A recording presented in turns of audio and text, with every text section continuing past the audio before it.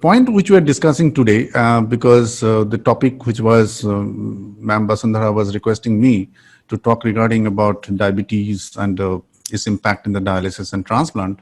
So taking the message a bit forward, we need to understand from the gross level what diabetes is practically, because it's one of the huge epidemic in all over the world, especially in country like India. We are going to be diabetic capital.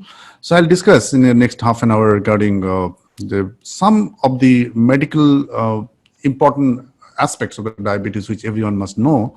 And obviously my emphasis should be on the dialysis and nephrology patients. We all know that diabetes is a global epidemic. Roughly 500 million people all over the world are now affected by this badly disease. So, and by another next 20 years, the number is going to reach 700 millions. And if you look at the global epidemic chart, the Southeast Asia, the part where we live, this is the diabetic epicenter. Believe me, this is really a very alarming data. And being Indian, we are really worried because in India, there are roughly 65.1 million diabetic patients as of now. So this is a huge number. And India is going to be the diabetic capital of the world. World largest number of diabetic patients will be available in India by very soon. So we have to be very careful. Every Indian must know about diabetes. Why is it dangerous? Because diabetes is a silent killer. By the time we are listening my talk, maybe 20, 30 people have died because of diabetes or diabetes-related complication. And this is the WHO data that every minute, 6 deaths are happening all over the world, either because of diabetes or diabetes-related complications. And roughly 9,000, nearly now 8,700 deaths occurring every day just because of one single disease. So it is a very, very serious problem. We all must know about it, but it's a warrior foundation. So we have to fight against diabetes. We don't get very much tensed. We don't get very much nervous about it. Okay, these are the facts. So it's just happening. We must know that. We have to know, we have to gather the courage and knowledge to how to fight against that. This is the most important part. Now, how to define diabetes? That's the most important part. The diabetes has a 3 or 4 different stage. At least there are some pre-diabetic conditions. There are some patients who are normal as per the blood sugar. We define the diabetes in the different stage. Someone can be pre-diabetic, then they turn out to be diabetes. I think majority of the people, they knows what are the things by which we define the diabetes. Now, by and large, we have to know one thing very clearly, that diabetes is a disease of blood vessel. So our body, every cell are fed their nutrition by the blood vessels. And diabetes is not simply a disease of the blood sugar, it affects all the blood vessels of the body and leading to the problem of the organs. If it affects the major blood vessels, we call the diabetic macrovasculopathy. And if it involves the small and micro capillaries of the body, that is small blood vessel, we call the microvascular disease. But by and large, these are nothing but blood vessel disease. So the blood vessels of the kidney, because kidney is a organ where there are multiple glomeruli are there. And these glomeruli are nothing but capillaries. Once they get affected, so we lead in a diabetic kidney disease. Similarly, when it involves the small capillaries of the eye, we call diabetic retinopathy. Had it been in the large vessels of the heart, diabetic heart disease. Once it affects the brain, diabetic brain disease, diabetic neurological disease. It involves the peripheral nerves, then we call diabetic neuropathy. And sometimes it leads to gangrene because the blood supply to the the digits and the distal part of the feet get disturbed and they get diseased, necrosed. We call diabetic foot. So ultimately, the diabetes is a disease which boils down to the disease of the blood vessels leading to malfunction of different organs. So because here we are dealing with the kidney disease group, we have a lot of patients who are suffering from the kidney disease or fighting against the kidney disease. We have to know that our kidney are loaded with millions of small micro blood vessels, and these blood vessels get disturbed by the diabetes. They got damaged by the diabetes, leading to the diabetic nephropathy. So it's very important to know that diabetes leads to the kidney problem because it ultimately affects the small blood vessels in the kidney. Now, not all diabetic patients lands to the diabetic nephropathy. So we need to understand who are at risk for the diabetic nephropathy and thereby progressing for the dialysis requiring stage or transplants. So it has been seen that, okay, roughly 30% of the type 1 diabetes, here I want to mention that I think everyone may not be aware of what is type 1 and type 2 diabetes. Diabetes has especially two types. A group of diabetic patients, they have insulin deficiency directly from the pancreas. Their pancreas cannot produce adequate amount of insulin, leading to the diabetes, insulopenic stage and diabetes. We call them the type 1. And on the contrary, the most common variety, which is usually seen in the adults, they are obese, they have a insulin resistance. They have adequate insulin, but the insulin cannot work properly. We call it type 2 diabetes, which is the more common version. So in type 1, roughly 30% people lands in the diabetic nephropathy, whereas in type 2, 10 to 40% land to the diabetic nephropathy. That's a natural history. It is evolved by the multiple studies in the different statistics. Now, one thing it needs to be kept in mind, if someone who is suffering from diabetes, if he or she had a family history of diabetic nephropathy, the chances of developing diabetic nephropathy is significantly higher, more than 30 times higher. So if your parents or your siblings, anybody in your family who is in direct blood group, first degree relations, had diabetes and landed in the diabetic nephropathy, the chances of developing diabetic nephropathy is more. So this has to be kept in mind. And as I said earlier, the diabetic nephropathy is the disease of small blood vessels. Henceforth, those who have diabetic retinopathy, which is otherwise also is indicator of the small blood vessel disease, they have 40% chance of developing diabetic nephropathy. So these are the some important marker by which we do identify who had a risk of developing diabetic kidney disease. That's very important to keep in mind. Why it is important? Because we need to understand this, that okay, the 40% of all kidney disease, 40% of the all kidney disease, that is the major share of the kidney disease, are secondary to diabetic nephropathy. So we have to be very careful. We have to be very sincere about addressing the diabetic kidney disease, because it is not so, it has a tremendous impact in terms of the kidney health is concerned. Now the challenge is, at the initial part, diabetic kidney disease is practically symptomless. We don't find any symptom of diabetes. Often, if you incur in your history, it may happen to you also. When I don't know who are visiting here, a lot of listeners might have this problem. They went to the doctor due to different issue. Somebody went for the cataract surgery, someone went for some orthopedic surgery, incidentally found to have a high blood sugar. They don't know. They don't have, because diabetes by its nature does not produce any symptom in its early stage. So here is the trick. So when you are detected to be diabetes, you do not know exactly how many years back the diabetes has started. So this is very, very important. So in my foundation, we do a lot of activities, patient education program. So we have one common message to everyone, that your birthday is a date when you have to service your entire body. Okay, so if you buy a car, what do you do? Every 5,000 kilometers, every year, every 6 months, you send to the service centers. But when we are asymptomatic, when we don't have any disease, practically, unless forced otherwise, we never check ourselves whether every organ systems are working well. But we never forget to cut the cake in the birthday. Okay, so this is my message to everyone who is listening today. Please, this has to be not for you, for your friends, your family members, for everyone. Every birthday essentially means that 1 year from your life is gone. So it should be a reminder for us to take a call. Are all the system and organs in my bodies are working well? In the morning, never forget to test the routine, all the tests. It includes the kidney function, whether you have diabetes, whether your blood pressure is okay or not. A general health checkup has to be done in the morning.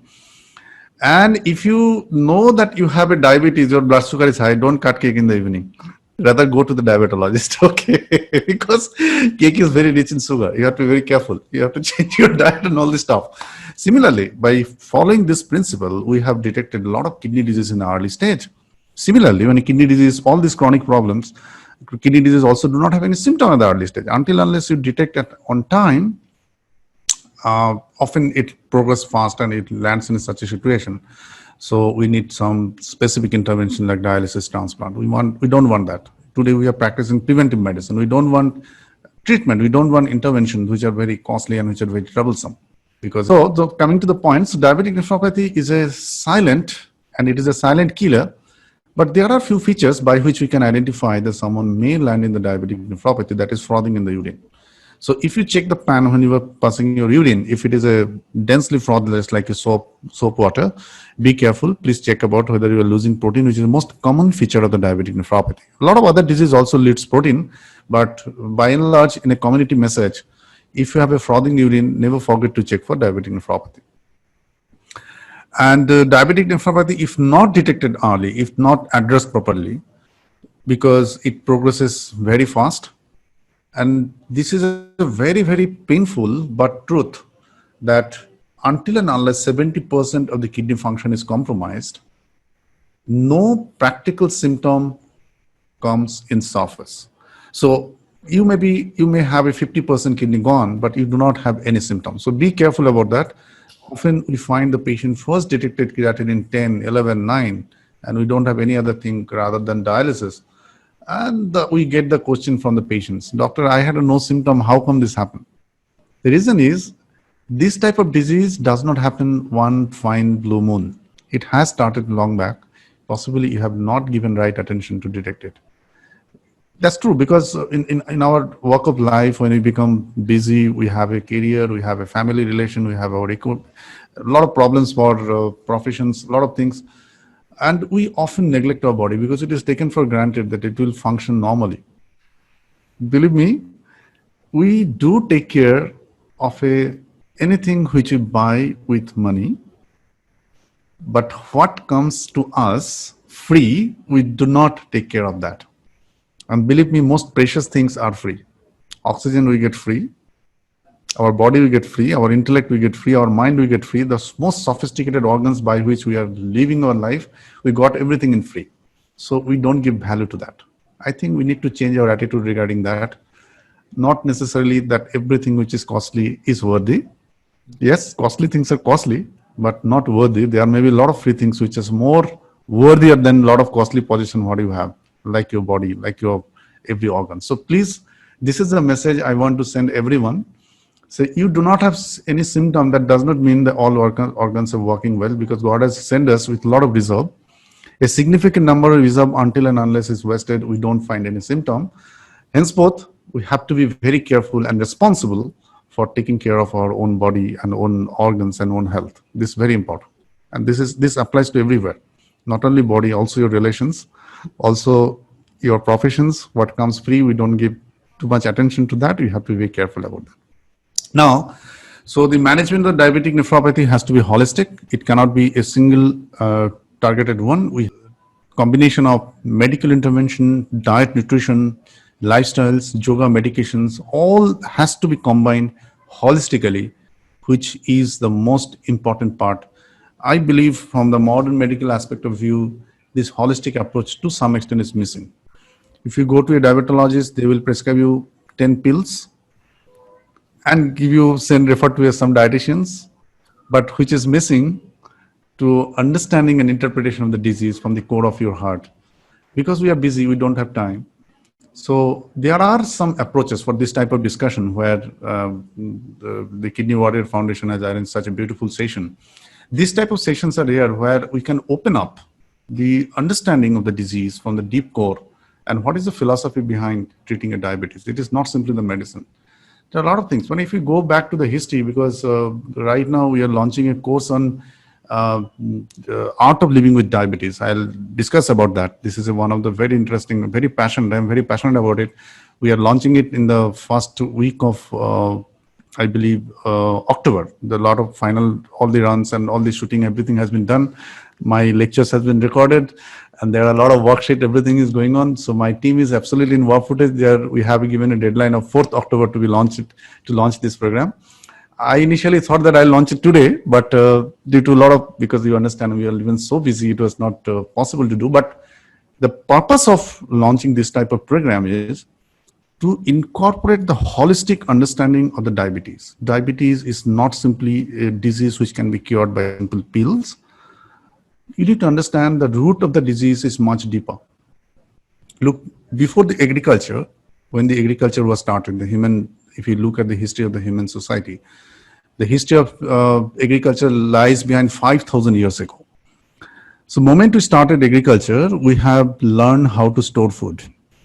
Before that, we were daily wage earners. We used to go to the jungle, fight, and earn our food. When we were hungry, we used to eat. That was our Homo sapiens normal lifestyle. And that's usually the lifestyle for every animal, every living entity other than human being.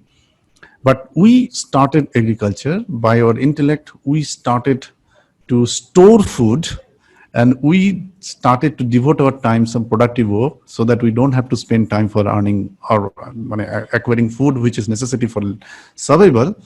The root lies there. So diabetes is not a modern day disease. Don't believe that it is a disease of 50 years, 100 years. No, it's a disease of 5,000 years plus, 5,000 plus years, because that is the root. So if such a deep disease, which has been so much genetic imprintation of maybe thousands of generations we are passing through, with having the habit of keeping the foods within us and nurturing that and giving rise to this metabolic syndrome, do you think that simple one pill will take care of that? It needs some genetic modification, and there are a lot of means by which you can do it. I'll discuss in details in my course how it should be looked for. It is not simply a disease which I will treat with one metformin or one SGLT2 inhibitor. There are a lot of much deeper understanding regarding the disease. We have to go in much deeper. Here comes the holistic understanding. Here comes your outlook towards the life, your outlook toward your nutrition, because nutrition is another area which is very dubious area. A lot of people have a lot of ideas. I was just, before preparing this course, I was just going through. Believe me, for diabetic nutrition in last 100 years, there are maybe 200 different schools. This type of food is better, this better, this better. That simply means that nobody knows exactly what is better for someone. Otherwise, so much variation of opinion cannot happen. So here are a lot of complex idea. I'll disclose in my course if anyone can come.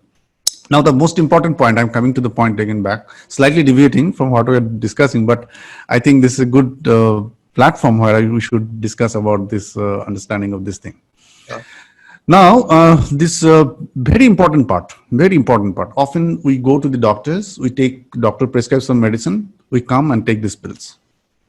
The journey does not end here. Believe me, this is my nature in my clinic. There are 5 or 6 counselors. They all explain every medicine and the purpose why you are taking for that. And this much sincerity from my patient is utmost necessary, because you need to understand, because whatever pill you are popping in, why you are popping that. Doctor has given, so I'm taking this. Good. You must have a trust on the doctors, but you must have a trust on your intellect also, why you are taking this medicine. Because so doctor like me or any other who are the specialists, they are very busy. You will not, often it's very difficult to reach them in over telephone call. It's very difficult. Now, suddenly your pressure has gone up. So what do you need to do? Suddenly your sugar has fallen. What do you need to do? So these are the basic things which has to be very clear to the patient perspective. And I do believe in this. This is more important than prescribing medicine. So henceforth, this is a mission in my clinic. Actually, those who are visiting to me, they don't know it very well. So what I do, after writing down the prescription, the patient does not get the prescription in their hand. They goes to my counselor. The counselor explain, and after that they get it. And recently in this online era, because we are doing a lot of online clinic, this thing has become much easier, because we have forced them to fill up a form that way we have understood all the medicine. Whether you have understood all this thing, once it is done, they will get the prescription. If they do not do it, they will not get the prescription. It is otherwise, of course, in busy physical clinics, sometimes they have some urgency, they take the prescription, get out. The point what I'm highlighting it here is, as a patient, you also have some responsibility. The responsibility is to knowing the medicine which has been prescribed to you, why you are taking that thing, and what could happen, what are the adverse effects of this medicine, and we are ready to explain that thing. Yes, sometimes doctors are busy, they may not, but we have a support team to help you. So this is very important. Those who are diabetic, who are taking insulin, they must know the different varieties and types of insulin, because every insulin has a different functionalities, different duration of work, different dose adjustment is not same for the different type of insulin. So these are very nuanced area which has to be very clear, because insulin is a self-medication. You have to take insulin on your own. And there's a lot of time, if you're fully dependent on my sugar is 200, how much insulin I'll take from doctor, please tell me.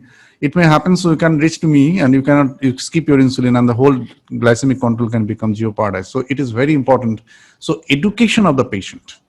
Why I'm highlighting, specific targeted education of the patient is most important in today's era to keep somebody health. And we are ready to handle for this program, this journey. We want to help you guys to understand the disease properly, understand your medicine properly, understand your nutrition principles, based on which we ultimately suggest something. If this algorithm fits, these two frequency fits, then the best outcome in the diabetes happens. I don't want any patient who is absolutely know nothing about his disease. Yes, and the day one you may not know nothing, but it is my responsibility to educate you, and it will help us to step by step to fight the war where we are the guide and you are the warrior. So the Kidney Warrior Foundation, the name is very good. Here everyone is warrior. A warrior must know the enemy well to win the war. Your enemy is your disease. So you need the proper knowledge regarding the disease to fight against it. We are the commander. I may show you the path. Okay, go there and shoot. And you have to rush there, know the path if you know the map very well, and we'll give you the guidance. This is the way, this is the way. These are the spot where you should fire. And you have to know the path well so that we can fight the win. So the point is that in today's world, it is surprising to see somebody who do not have a glucometer at their home. Believe me, I got a lot of patients who are diabetic for 5 years, but they don't have glucometer. They have a fancy TV, 3D TV, a lot of other gadgets in the home, and often so it also happens they have a glucometer, but the strip has exhausted, the glucometer battery is run down, it is not functioning. So I mean, everyone who is diabetic must have a functional glucometer. If not one, you might have a 5 or 10 glucometers at your home, but there is no excuse. But you have to have a functional glucometer at your home, so that you can monitor your sugar, because those who are on insulin, it is very much important. So that's it. So everybody should maintain a SMBG chart so that they can monitor it. And the target blood sugar, HbA1c level should be less than 7. This is the most important that anyone must know, that HbA1c is a one thing by which we can understand how much is the glucose they are containing in the blood, and the target HbA1c should be less than 7. Now, every diabetic are at risk of developing hypoglycemia, and this is very pertinent for the kidney disease patients, because those who are on dialysis, those who have undergone transplant, those who have a diabetic kidney disease, the chances of hypoglycemia is much more. So they should be very careful about the hypoglycemia and hyperglycemic syndrome. Okay. Now, this is some algorithm by which we decide upon which medicine to be given. It's not important for a patient perspective. Another thing to be kept in mind, that high blood pressure is the greatest enemy of the diabetic nephropathy, because the blood pressure, if it goes more than 140/90, which is the target for all diabetic patients, if it goes more than that, it badly hurts the kidney. So kidney become very sick if your blood pressure is not under control. So we have to be very careful about that. We have to keep our blood pressure less than 140/90. And we need to monitor it at home. Do not rely on only the clinic blood pressure. A lot of time I see that patient says that I don't have any blood pressure medicine. They are not checking blood pressure at this time, because someone supposed to come at home and check the blood pressure. Some compounder is supposed to come and check blood pressure. It is not advisable. You must have a digital blood pressure at your home and check your blood pressure on your own. That should be the goal. Another point regarding high potassium, because in blood pressure management in diabetes, always we prefer AC and ARB. These are the medicine which are very much notorious to cause hyperkalemia. So all diabetic patient must check their potassium if they are on AC or ARB, like losartan, this group of drug. I think these are the necessity niche area where all patient must have right knowledge.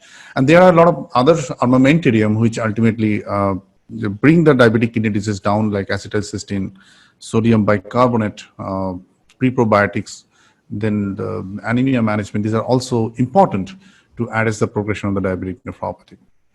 New research is coming on. These are all newer medications. I think this is not the right forum to discuss all this stuff. But if you are interested or eager to know about this, I encourage you to participate in the course where we have a session on the breakthrough research in the diabetes. We are presenting all this data in a very layman's terms so that anyone can understand what exactly going on in the diabetic research. This is really very, very interesting. Lifestyle has a tremendous impact on the diabetes care, and this has been proven that 30 minutes aerobic exercise or 15 minutes of vigorous activities 5 days in a week is mandatory. And this is a recommendation by ADA, that is American Diabetic Association, and also WHO endorsed that. But if you work more, that is better. There is no limit. You can work more. It's obviously, it has a tremendous impact on your overall health, insulin resistance, all this part, it has a tremendous help. Daily yoga and meditation. So I am very, very fascinated of the yoga because we do run program for my kidney disease patients called Mukti. Every week I take classes. This Saturday, because of some other commitment I could not take, I personally take classes to my patients. And this is fantastic because in collaboration with Bihar School of Yoga and also Kaivalya Dham, these are two centers I am deeply follower of. And we have designed a beautiful curriculum for the patients who are suffering from the kidney disease. And not only kidney disease, because yoga cannot be centered for single disease. It has a holistic approach, but it has a tremendous impact in terms of diabetic patients. And you will be surprised to know, American Diabetic Association, they have endorsed few of the Indian ancient yogic asanas for caring of the diabetic patients. I don't know how many of you are aware of Surya Namaskar. There are a lot of good research is going on in Surya Namaskar, how it going to impact. There are a lot of asanas. We have an elaborate session on this in our course. Anybody can take part in that. And this is one of the scripts, one of the program we are running right now called Mukti. It is a very, very effective and very, very impactful program. And I personally take the classes. And this is one program where my heart is really, because I'm treating a lot of patients with a lot of chemical warfare. If someone comes with, fire them with 30 pills. But beyond that, there are something which is missing, which cannot be treated with only the chemicals. So you need to understand that thing very clearly, because by and large, our body, our mind, our energy system, our spirit, these are the four wheels of our life. So there are the four wheels. So in your car, if one wheel is not functioning well, so what will happen? The car will not run. So when you come to a doctor with a physical problem, your kidney is not working, or you have some heart problem, you have a diabetes, these are all problems related to a physical body. Yes, some medicine definitely works. Physical body is the ultimate necessity to live a life healthy, but that is not everything. That is one part of the good. If we cannot touch your mind, if you cannot touch your energy system, if you cannot overall touch your spirit, your no interference for curing your disease will be complete. So we have a four-faceted angle in the Mukti where we target your body also along with the modern medical understanding what we do with incorporation of the ancient yogic wisdom. Along with that, we try to calm down your mind. We have a lot of programs, a lot of practices by which we can have a control over our mind. Our energy system can be boosted by, don't think that energy only comes from the food. A lot of people have a misconception that if you eat only, then you'll get energy. Not necessarily. When you sleep and you wake up, you feel energetic. Where does the energy come from? So we are, by a sense, a powerhouse of energy within us. We just don't know how to tap it. There are a lot of techniques by which you can do it. We teach it in the program of Mukti. And obviously, one step ahead, we have a spirit, which is the ultimate understanding of the life. If we can touch that thing, that is the ultimate purpose of life. So this is one program I am really very much emotionally and attached with that. I'll recommend everyone to take part in that. Sorry, my iPhone is connected. Achha, okay, I'll connect it later on just to see the questions and all this stuff. Okay. So there are the 4 things all diabetic patient must be at home: 1 BP machines, 1 glucometers, urine measurement jars, and 1 weighing scale. Sorry, this is the weighing scale. I think you can show me. Achha. So these are the things which has to be there. Nutrition is very important, and nutrition, as I said earlier, it is a very, very complex area. Medical nutrition therapy for the diabetes is so complex. It's so complex, and it has so many ideas, and people are doing that. So I think it is a one area which we need to be focused on, and this is I have a very good nutrition team. They are working in this area. We can discuss about it later on. The goal of nutrition therapy is very clear. We need to achieve some biochemical targets in terms of glucose, lipid, and whatever thing, and to achieve maintain the body weight goals, because weight is a big problem today. There are a lot of people are underweight, overweight. Nobody's standard weight, so that has to be addressed. And we have to, obviously, the nutrition must be therapeutic. It should prevent a lot of complications, because what we eat, what we are, that we need to understand. Because in your home, whatever waste products you throw it in dustbin. But when it comes to the food in your body, whatever leftover you eat. So we need to have some conscience. We need some consciousness regarding our eating and eating behavior. And we eat for fantasy. We don't eat for the need. And possibly this is the one area which is very, very important. If we can develop some habits, if we can develop some intellectual understanding, some consciousness regarding our eating, it does miracle. It does miracle in our system. So it not necessarily only medicine works. Yes, nutrition has a tremendous role, and I am passionate about it. I have a very good nutrition team with which we are working a lot. So diabetic nephropathy had a lot of challenges. The most important challenge is infection, because these patients are very prone for developing UTI, respiratory tract infections, skin infections. They often lands in the diabetic foot, which is not a good thing. And the most dreaded complication, which we all are scared of, is the diabetic heart disease, which leads to the heart attack. Because diabetic patients, their arteries become highly atherosclerotic in the heart, and you'll be surprised to know the chances of heart attack in comparison to the normal non-diabetic patient is 35 times more in diabetic patients. So this is very serious issue. They also have a autonomic neuropathy, peripheral neuropathy, leading to a lot of gait problems, steadiness. They don't have a senses in the feet. These are the wrong problem. Now, as Basundhara Madam requested me to discuss something about the patient who are in transplant and dialysis, obviously that's the problem we deal with day in, day out. Morning to night, I have to deal with a lot of patients who are in diabetic, ultimately on dialysis or transplant. I'll discuss some points, because these are the biggest challenges what we face in the patient who are on dialysis. The most important is their blood pressure fluctuation. Because of autonomic neuropathy, suddenly they have a very shoot up blood pressure, suddenly their pressure comes down. So this is the greatest challenge. There are a lot of means to address this. I'll discuss in the question answer session, obviously, what need to be done, what are the best medications to take care of the blood pressure.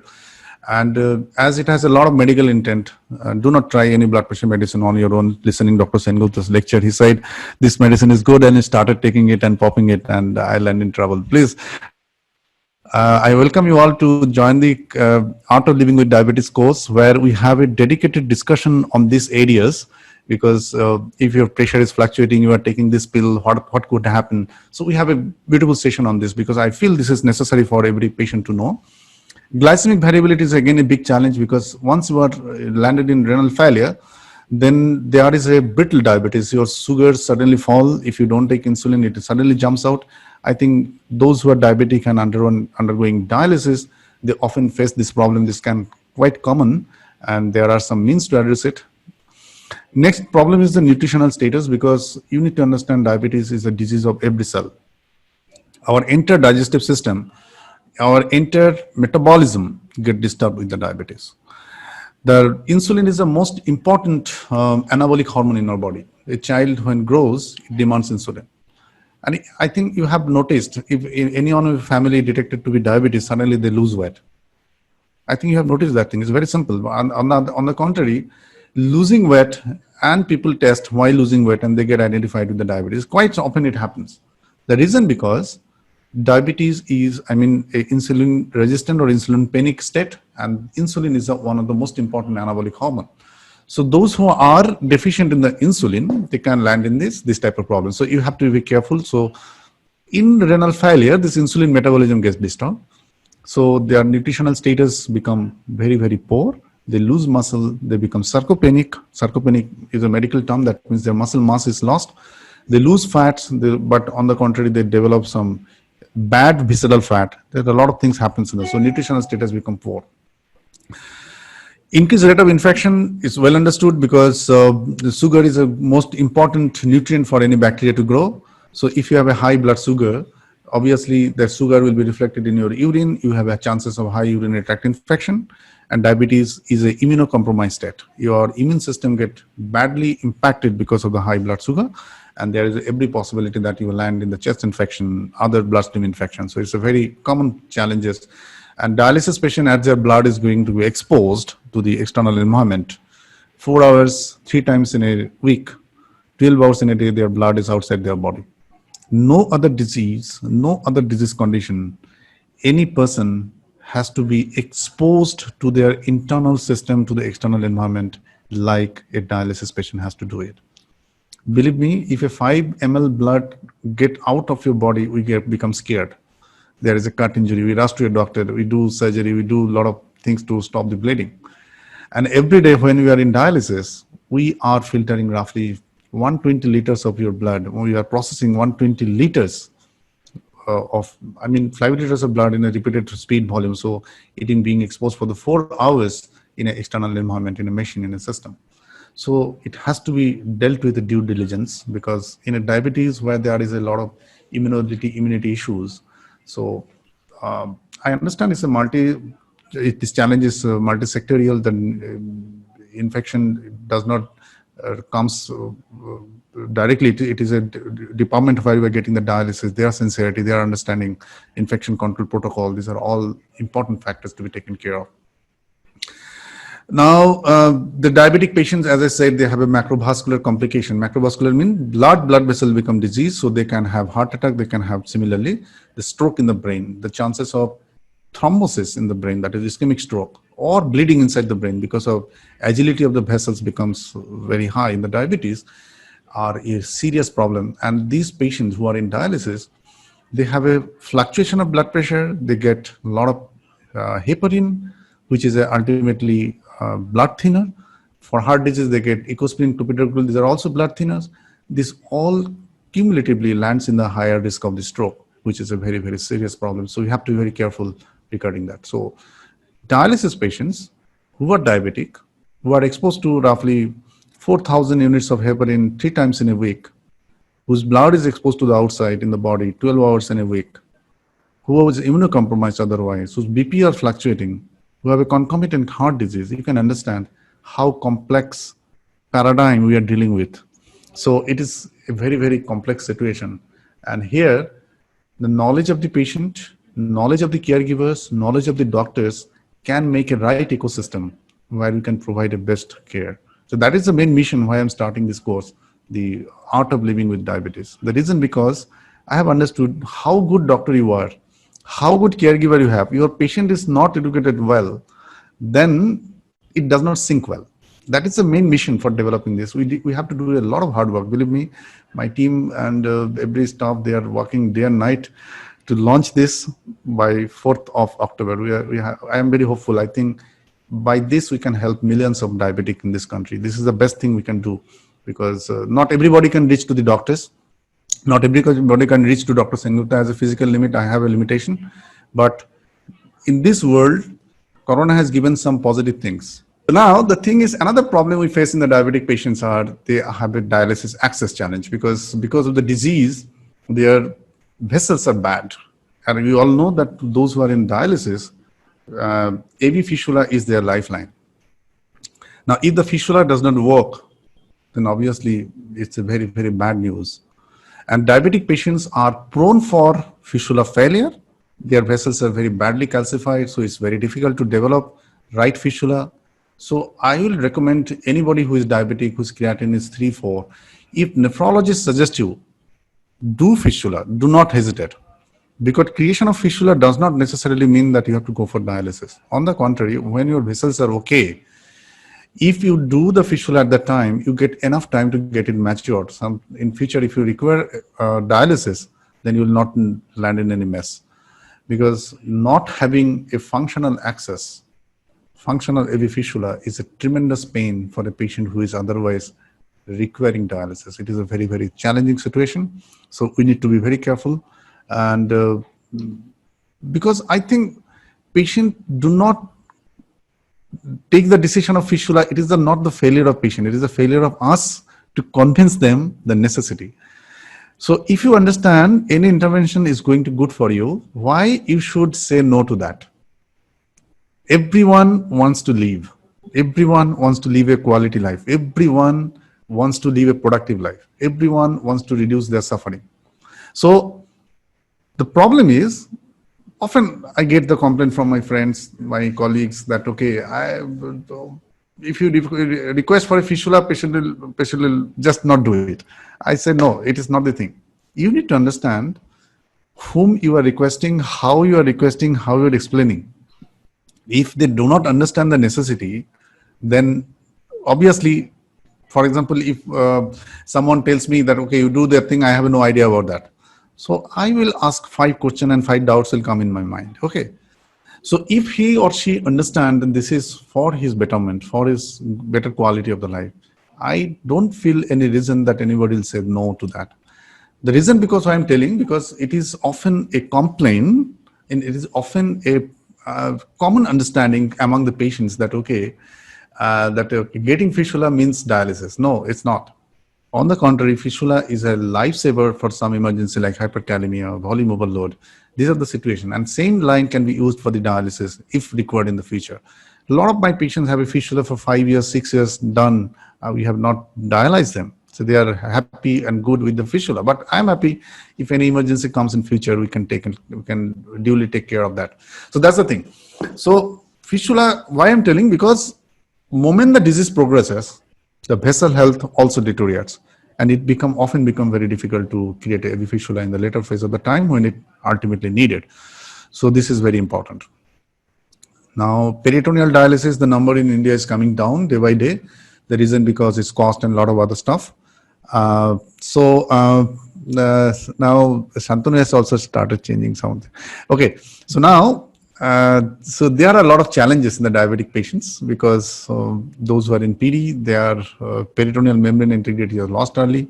They develop a lot of dyslipidemia. They have a peritonitis. Chances of peritonitis more high albumin loss. So peritoneal PD failure is also very high in the diabetic patients. That's also very important. Now coming to the most challenging area, that is transplant.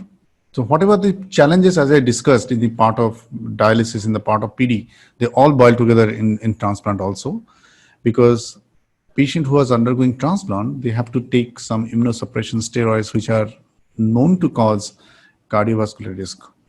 In diabetes itself, they have a cardiovascular complications. They have glycemic variability. All transplant patient has to take steroids, which increases the blood sugar. CNI, that is tacrolimus, cyclosporine, these are the medicine which also increases the blood sugar. So the diabetic patient has a higher chances of glycemic variability. And obviously, it is a forced immunocompromised state. Post-transplant scenario is a forced immunocompromised state. We are forcing to take the patient some of the immunocompromised medication, like cyclosporine, tacrolimus, steroid, mycophenolate mofetil. These medicines are bound to keep your organ functioning to prevent rejection by reducing your immunity. So if you're diabetic, which otherwise is immunocompromised state, on top of that, these this immunosuppressant increases the chances of infection. So we have to be very careful. Similarly, as the same rules applies in the post-transplant phase also, the risk of stroke is high, peripheral vascular disease risk is very high in the diabetic patients. Okay. Now, often, because I got some questions, a lot of people was asking me, I was non-diabetic pre-transplant, but after transplant, we developed diabetes. Why this thing is happening? Yes, we call it NODAT, that is new onset diabetes after transplant. This is a very, very common problem because roughly incidence is roughly 30% within 2 years of transplant. The reason why it happens is because after transplant, what happens? We ask the patient to take steroid. We ask the patient to take CNI, that is tacrolimus cyclosporin. Both these two drugs are known to cause high blood sugar because they have a lot of function in terms of the insulin sensitivity and also the insulin secretion from the beta cells of our pancreas. So a healthy person, this drug is diabetogenic. So if even a healthy person who takes this medicine, they land in the diabetes. Now, question is, you may ask me the question, Doc, if 100 patients underwent transplant, why only 40? Yes, the reason because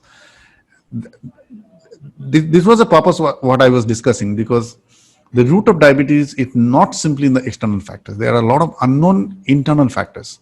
Genetic preponderance for developing diabetes. There are a lot of genes which has been identified. As because it is a polygenic, we cannot pinpoint one single gene, but there are a lot of multiple genes which are responsible for making someone more diabetogenic in one medicine, which otherwise on another person is not. So this is another important point to be understood.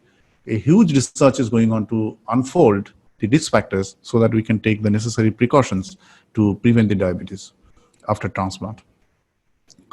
Now, why it is important? Because new onset diabetes after transplant, it has a roughly 25% chances of developing diabetic nephropathy in future. That means their graft ultimately lands in the diabetic nephropathy. The chances of infection, because the patient who under transplant, they passes a good amount of urine. If blood sugar is high, so obviously the urinary sugar will also be high. The chances of urinary tract infection is significantly high. It has been recorded 30% more chance of UTI other than non-diabetics after transplant. And the graft life is also compromised due to NORAD, because diabetes is bad for the kidney, as we know, because 40% of the patient who are undergoing dialysis, they lost their kidney because of diabetes. Same thing can happen if you are not deal with the diabetes after transplant properly. And obviously, these are slightly fear factor. I don't want to discuss it because new onset diabetes leads to high mortality. But don't get feared. Don't get. If anyone develop diabetes after transplant, there are a lot of means to take care of that. There are a lot of exercise which transplant patient can do it.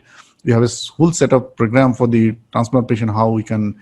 So the take home points, I'm coming to end of my slides. So take home point is you have to be careful about the fact that diabetes is silent killer. So those who are here, they are the kidney warrior. They had undergone a lot of pain, but you might have a bigger society, bigger responsibility to the community. A lot of your friends, be it digital friends, be it your physical friends, they must know from you after attending the session that every Indian must check their kidney function, diabetes, whether they have diabetes or not, in their every birthday. This should be the tagline. If you attend this, I'll think myself this program or spending 1 hour time here is successful. Those who are participating in this program, listening this program, if carry only this single message that your birthday is the day when you need to service your internal system. Please carry this message and spread this message as much as you can. Okay. So this is my ethos. When I feel that every citizen must follow this principle, that every birthday they should book the internal organ test. If they are okay, fine, no problem. One good quality year is added to your life. But if there is a problem, you identify it early and take necessary precaution, necessary steps to prevent that. Because after all, it is your body sufferings. You have to feel it. Because whatever advice I give, your life is yours. And if you don't take the charge of that, no one can help you. So I believe from today onwards, if everyone who is listening to this program, if they carry this message in their mind, this birthday is the date when we will service, we'll check whether our all organ systems are fine or not. We'll do all our routine tests. We'll check our blood pressure. We'll check our weight. We'll check our sugar. We'll check our urine test. We'll do the urea creatinine. We'll check our liver. A battery of tests. Now this whole body testing is available. Only $1,000, $2,000. A lot of hospitals are doing that. Do it. Let's everything become normal. Last year it was normal. That doesn't mean this time it will become normal. So make it a habit that every birthday you must check everything and repeat it every time and share this message to your friends, to your colleagues. Make it a culture. Make it a culture of the society. I think by that we can address this problem very nicely.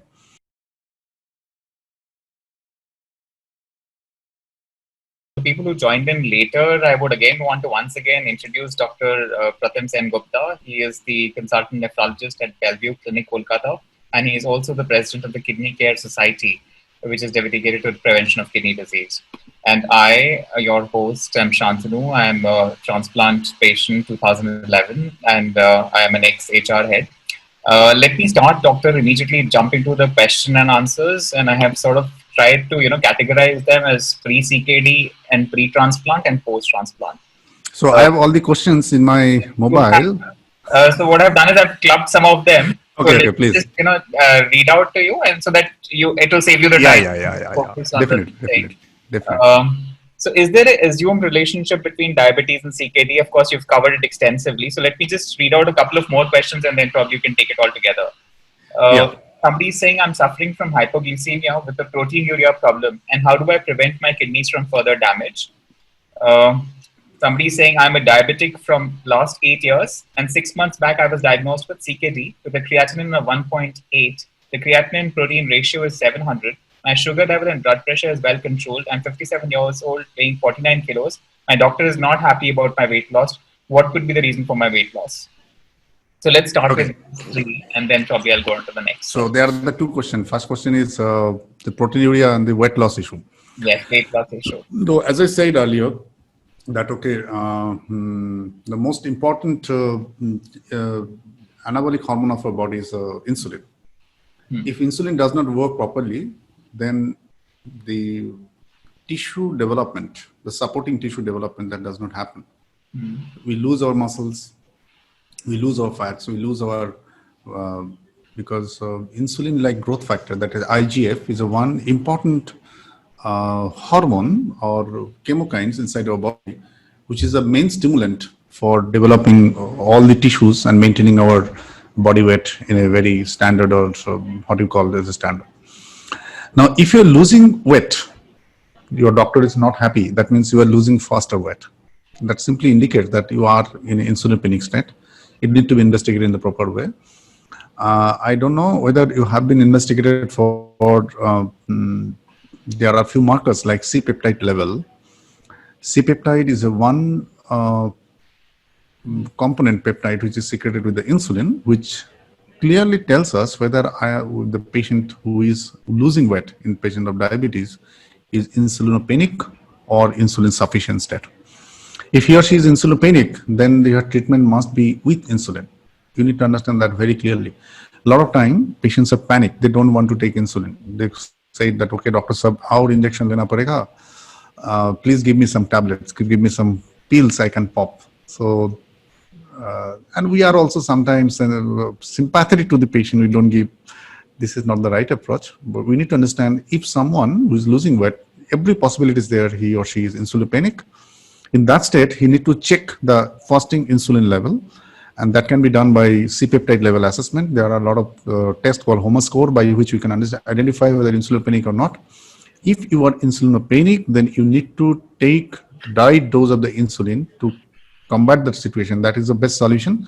And obviously, along with that, you need a expert nutritional advice to take care of your problem also. Okay. So these are the things we have to do. Okay, great. Another question is, I'm a diabetic with grade 1 CKD. Can I eat egg yolk? So, beautiful question. Somebody's actually asked for a diet chart for diabetic nephropathy, and somebody also said whether I should restrict water. Hypoglycemia diagnosed with stage 2 CKD. Yeah. Now the point is actually egg yolk. If you understand, because again we want to dissipate the knowledge of nutrition by explaining the reason why you eat something, why you should not eat something. We have no verdict to ask anybody, don't eat that, don't eat that. No, I never do that thing. What I do, I explain, okay, your potassium is high. For example, he's asking about egg yolk. We need to understand what exactly egg yolk contains. Egg yolk has a very high content of cholesterol. All the fat content in the egg yolk is very, very high. That's all full in the saturated fat. Now, if your lipid profile is perfect, you do not have any problem in the lipid profile, I don't find any reason. Your phosphorus is okay. I don't find any reason to restrict the egg yolk for you. The reason for restricting egg yolk should be any abnormality in lipid profile, any abnormality in your phosphate metabolism. If these two being there, then you should be cautious about that. Now, nutrition is again a holistic approach. Just one item does not means anything. You don't eat egg yolk, but you eat a lot of other fried item. What does it mean? It does not mean anything. So nutrition is very holistic concept. So whenever you are asking, maybe egg yolk is very preferred item for you. That's the reason you are asking. Maybe your wife is not allowing you to take egg yolk. And I have seen a lot of domestic violence because of the nutritional restriction. Okay, this happens often because food is such in our blood. Food is in our mind. It's so deeply engrossed with our being. If any preferred food is restricted, then it leads to a lot of depression and expression in the form of violence. That happens. Okay, so domestic violence, not necessarily physical, or a lot of other forms of violence also happen. So what I mean, if you are fond of egg yolk and your entire 24 hours dietary nutrition planning, your entire cholesterol intake or total saturated fat intake, how much, if we calculate that thing, and if you find it something which you are taking otherwise, you don't like, but you are taking in a much higher level, you can restrict that part and replace with your preferred food. There's no harm. So it's a dynamic decision. I need to interview you. I need to take your food preference chart. I need to take your 3-day dietary call, and understanding that we can decide upon, because diet chart or nutritional advice does not mean to keep somebody in a very depressed and frustrated condition. That is more dangerous than allowing the food which is otherwise medically not indicated, because you need to understand that our inner being has a lot of satisfactory factors. Now, if you understand, okay, this is not good for me, and from within you will develop a disliking toward the food, because you have a logical brain, you can think, you are a human being. Okay, so this should be the approach. The approach should not be, okay, I have a diabetes, I should not take egg yolk. It's not like that. You need to understand why egg yolk is not advised in a diabetic patient, and is this condition is meeting with you. Then what are these tweaks we can do in your total nutritional menu? Accordingly, we can plan the nutrition for you. That should be the approach that I practice in my clinic. Okay. And this question about, do I have to restrict water, hypoglycemia diagnosed with stage 2 CKD? The hypoglycemia and the water has no connection. I mean, CKD, so I mean, I don't know. No, CKD and water, again, this is a one thing where I can speak in a whole day on how much water a CKD patient must drink. So this is a very, very complex area. A lot of people do not understand that thing very clearly, and they follow a very, very unscientific practices of creatinine 1.5, so water intake 1 liter, 1.5 liter. I don't know from where this concept has came. Look, the water intake is totally different for every human being. The how much water is necessary for you not be adequate for me. And water is one of the most important constant of your body. And every human being contains near about 60% of their body weight as water. Now, this water is recycled in a body in a very, very sophisticated, and nature took 500 million years to develop the intelligent mechanism by which the allowance of water inside your body and recycling of the water inside the body develops. So please listen this word with reverberance. Do not restrict water by anybody's word, even in your nephrologist word. I repeat, a lot of nephrologists does this mistake. Your creatinine is high, they restrict the water to 1.5 liter, 2 liter. It is not correct. How much water you need to take, that need to be judged by few simple principles. You can judge it. Your body weight, your urine volume, and whether there are signs of water retention, that means ankle edema, shortness of breath. These are the 3 most important guide by which you can understand the amount of water you are drinking is correct or not. Okay, so we take a special section on this, on how much water somebody should drink. So you need 2 instruments. One is a weighing scale, another one is a urine monitoring jar. That's it. So if you have a urine monitoring jar, water, say for one given day, you have drunk near about 2.5 liters of water, and you have passed around 3 liters of water, and you have checked your body weight. These three parameters will guide you whether you are under drinking or you are over drinking. So rule of thumb is drink as per your thirst. During this session, I have seen Santanu has drunk so many times, maybe 4 times, 5 times. But believe me, I did not feel thirst right now, so I did not drink anything. So it depends on everybody's need, because every human being has a different need. Someone who is walking in the outdoor and sweating a lot, his need of water, and someone who is spending entire day in an AC environment, his need of water may not be the same. So you have a God-gifted thirst mechanism which took nature to develop 500 million years. It is so sophisticated. Please have a trust on them rather than someone, a doctor or your friend or your colleague or whoever has told me, आपका तो kidney का problem है, 1 litre पानी पीजिए, ज्यादा पानी मत पीजिए. ये ब्लैंकेट वर्ड में भरोसा मत कीजिए. Trust on within. Just develop some intuition within you to understand whether you are drinking, over drinking or under drinking. And there are a lot of tips. We'll teach you how to do it. Very simple. Anybody can do it. And believe me, simple things are very complex. People don't do the simple things. They do a lot of complex things, but simple things are most important, precious, and they have most worthy and valuable. Okay. Yeah. Okay. Doctor, now we have some questions which are post-transplant diabetes. Of course, some of it has already been covered.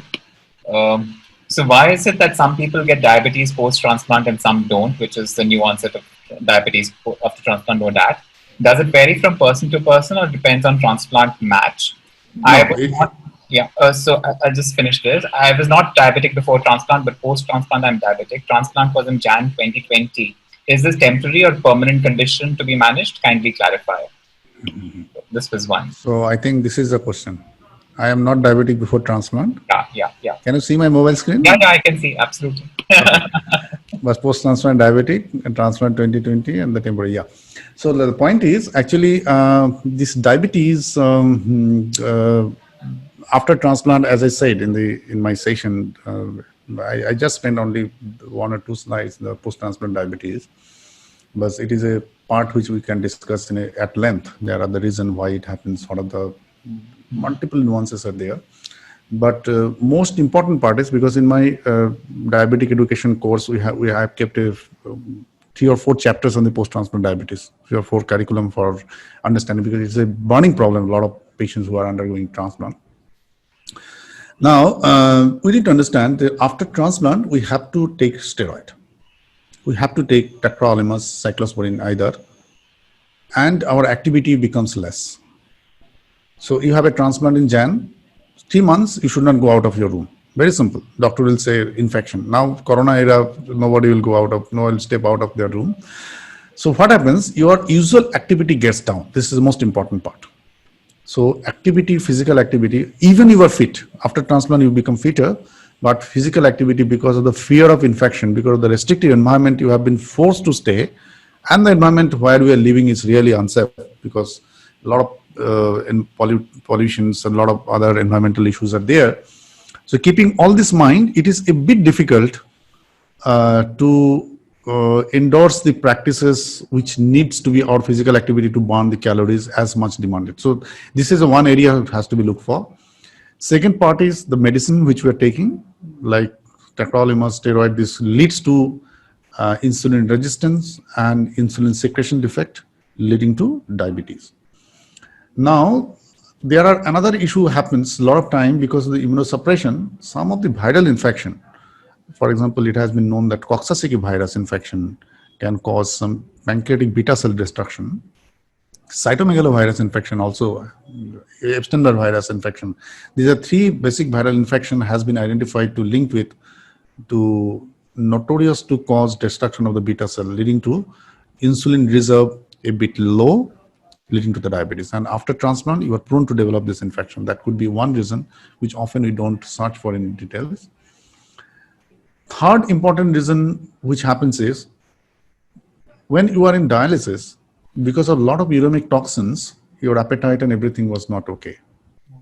Moment you underwent transplant, you become a hungry eater, and restriction of food goes out. Doctor says, okay, you can eat everything. So you are in dialysis for 2 years. All the accumulated desire of not eating those fancy foods are reflected on your plate immediately after transplant. Even they are prepared whatever hygienic method, and steroid also increase appetite. This is another uh, things to be mentioned. The steroid is known to cause high appetite and weight gain. So these are the reason why the calorie intake goes up, calorie burning goes down, and we are popping some pills, which ultimately has something to do with the insulin metabolism. And fourth factor is some infection, which were naturally prone because of the immunocompromised state, leading to the insulin cycle disorders. So these are the main reason why post-transplant diabetes happen. Now, question is, does this diabetes is permanent thing? This is a very, very important question. Now, to answer this thing, we need to go to much digger. We need to understand, because diabetes, as I said, it is not simply a very, only the external factors are responsible. Yes, it is responsible, but if you have a genetic environment conducive of developing diabetes, the chances of developing or adverse effect of the medicine, adverse effect of the diet becomes more. I can tell you one simple example here. How many of you heard Rasagulla? Rasagulla is a Bengali sweets. I think everybody knows Rasagulla. Yeah. So this is a Bengali sweet, and one Rasagulla is roughly 400 calories. So in one of my family ceremony, there was a guy who came there, and non-stop he took 263 Rasagulla. 263. I repeat the number. 263 Rasagulla. That means multiplied by 400 calories in a one go at the end of his full dinner. Okay. Then when the caterer said me, the doctor, there is a one guy who is fond of Rasagulla, and he is famous to taking this much of 200 plus Rasagulla in every session. And it became a challenge, and he took 260 Rasagulla. I asked to that guy, I asked, okay, how many years you are taking Rasagulla like this? He said, sir, this is my habit. I am taking it for the last 20, 30 years. And believe me, his blood sugar is normal. He has no diabetes. So that means the sugar causes diabetes. This fact is true, but in an environment where it ultimately not properly metabolized. So the point of what I'm indicating to, why somebody develop diabetes after transplant, why somebody does not, it because there are some inherent unseen factors, be it genetic expression, be it protein expression. We are studying medical sciences, exploring a lot of facts, which make you a bit sensitive to the medications, which leads to the diabetes in someone and does not lead to diabetes in some other group. This is very important. Okay. Okay, so I have this other question, which is again sort of an extension of it. It says, I was a diabetic before transplant, although adhering to exercise, diet, low portion size of carbohydrates. My blood sugar level goes up after taking immunosuppressant medicine and steroids. I'm on both insulin, both rapid action and slow. I think you would have that question. Apedra and Tuccio, all other reports are normal. Readings before dinner are mostly often high. Kindly advise. Look, this is a specially technical question, because this question should not be addressed in public. Okay. The reason is very simple. I think, yeah. Because the reason is very simple, because before addressing, because whenever I'll utter something, this will become a verdict for you. Yeah. And if you blindly follow and without knowing your entire history, because look, there are some sensitive areas in the medicine which has to be addressed and customized as per your need. I think in public forum is not the right place where I should discuss it, because I may do some mistake, which will be harmful for you, because I need to understand the entire details, entire activities, entire dietary story, what are the medication, how the disease progressed, before taking any decision, what should be your insulin regime, what should be your drug, what should be, because it is, look, in this internet era, this is a very interesting thing as also has been started. In my diabetic course, I have a one session there. Look, if we are treated by some doctor, the doctor knows you best. what are the problems you are facing, what are the things you are facing. You can acquire some information by attending this type of talk, attending this type of sessions, listening lectures, listening YouTube videos. You must learn, but never apply that thing in your life without any medical supervision. Okay, now medical supervision is a very, very a word which has a lot of deeper meaning encoded within. Medical supervision does not mean that without seeing you, what I am telling is the right advice for you. Medical supervision is a word which has a deeper meaning. A doctor needs to understand his patient well, know his every history in details before prescribing a single medicine. This is a basic medical ethics. So I will restrain better not to answer this question in public forum, because this is not right. You are most welcome, because nowadays we are online. We have a digital consultation facility there. If you want to consult me, you can contact with my secretary's number, and we can know your detailed history, because there are the 4-stage process for before prescribing any medication by me. My secretary's call, they capture your entire history, they feed it in the computer system. Then the entire history comes to me, I analyze, then I prescribe, then it is counsel. It is a ecosystem by which we generate one prescription, not over phone, not over any Skype call, or this is not the correct thing, okay?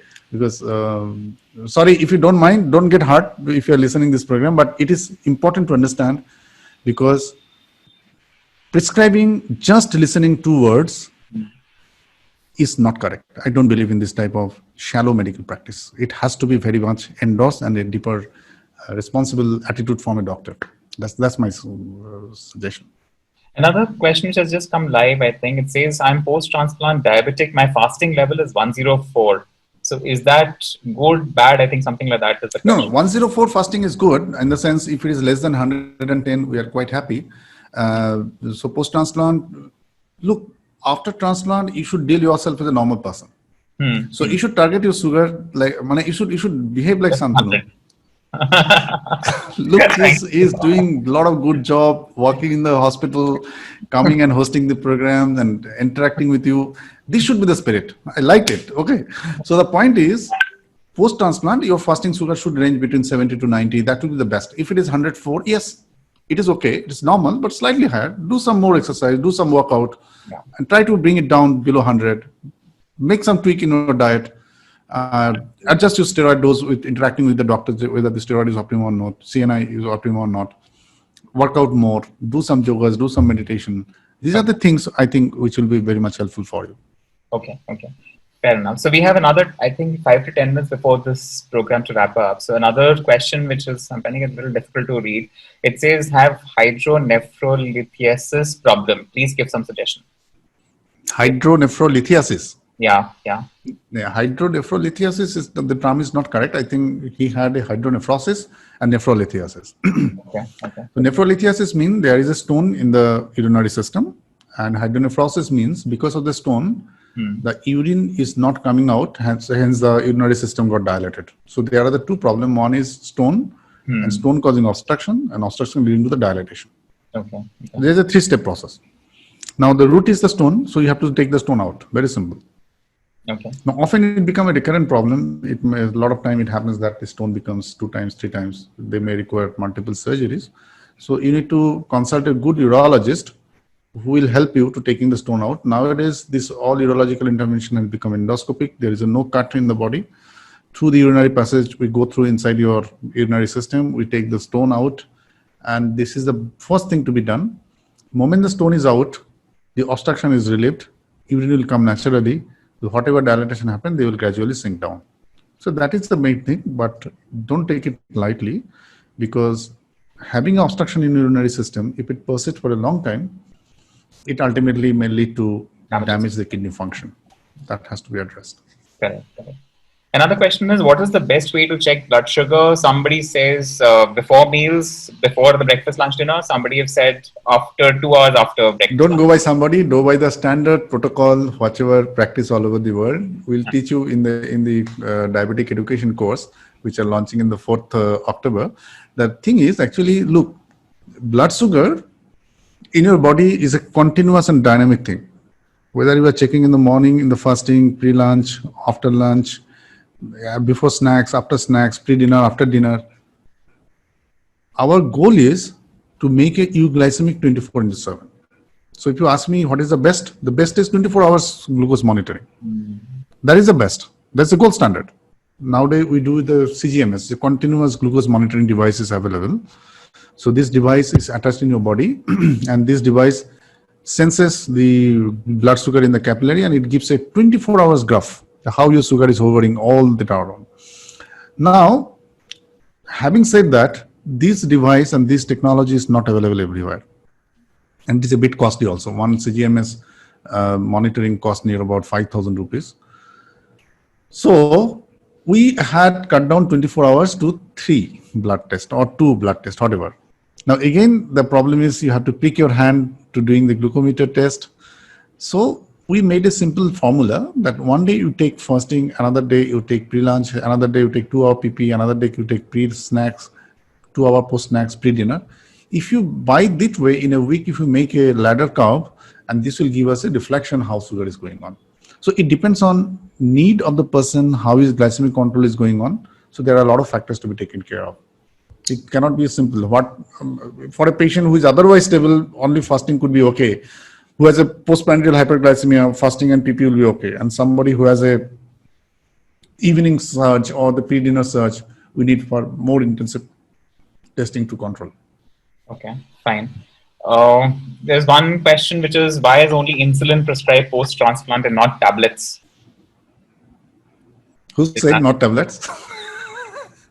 Is that it? No, this is not correct. We do prescribe a lot of tablets to the post-transplant, but insulin is also good because the reason is because we want very quick bringing down the sugar to the normal level. And it is not correct that tablet cannot be given. Tablets are given to a lot of patients who are otherwise post-transplant diabetes. Okay, insulin is one intervention. There are a lot of, for example, metformin is a very good drug after transplant. We are prescribing a lot of patients with the new SGLT inhibitors. They are very good drugs. No harm in taking that. I think one of your existing patients probably wants to reach you for some question, Anirban Mukherjee, about his mother, Mandira. So probably I think you can advise him to get in touch with you directly. Oh, yeah. Anirban, where is Anirban? So he's saying his mother is creatinine 7.47, urea 186, AV fistula done 10 days back. She's a little unstable with frequent vomiting tendency. Kindly advise. Okay. So obviously this is a advanced uremic conditions. I can understand she's in obviously end-stage renal disease and fistula has been done.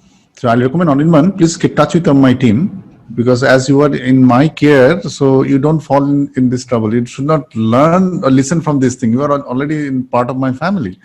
So contact Mr. Somen or Siba, my secretary, and they will guide you accordingly what need to be done. Don't worry. And even we are all here, I think my team members, they are all watching this program, I believe. They will catch it up. Don't worry. Okay. So they have a very active teams are working with me. They are always very dedicated 24/7. I'm sure. Okay. So they will catch you up. No problem. Anirban Mukherjee, no? What is the name? Yes. Anirban Mukherjee. Okay, please. Yeah. Anirban, don't keep rest assured. You will get a call by tonight. Some of my team members, I don't know who are watching because I am in a different platform. I can't see because they are the host. Facebook already has 75 comments I can see. I mean, in that sense. So okay. I have that open and parallel in a different thing. Okay. So I can see that. I don't have that access. Okay. Yeah. No, all that's public is just that it's a little complicated. I somehow managed. So anyway, I think with that we should conclude this session. It was an absolutely amazing experience, listening to you, Dr. Sengupta. And especially intervention with yoga, I think was a wonderful thing because that's something which even I have started just recently. Santanu, I'll recommend you please join our Mukti program because right now we are doing it online. And after this launch of this diabetic course, we are bringing Mukti also in a course format so that anybody can do it. And obviously there will be live session for the live demonstration and all this stuff. And I think, look, this is the only area where we can contribute. Absolutely. because in the field of medicine, if you look at, not a single drug has been invented in India. It's very unfortunate. We are just a copycatter. We are just copying whatever is done in the West, whatever these people are doing.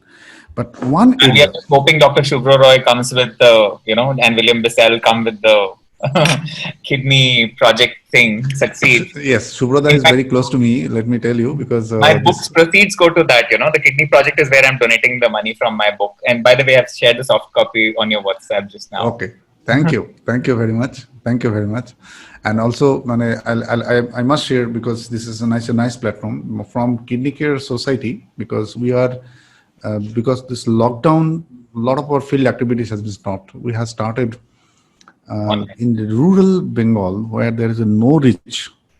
In those areas, we were screening people to understand what is the prevalence, because in Indian, prevalence of CKD nobody knows, believe me. Whatever studies has been published, these are all minuscule. Number is hardly 5,000, 10,000, like that. In a country of 130 crore, 5,000 is never representative sample. You need to understand that thing.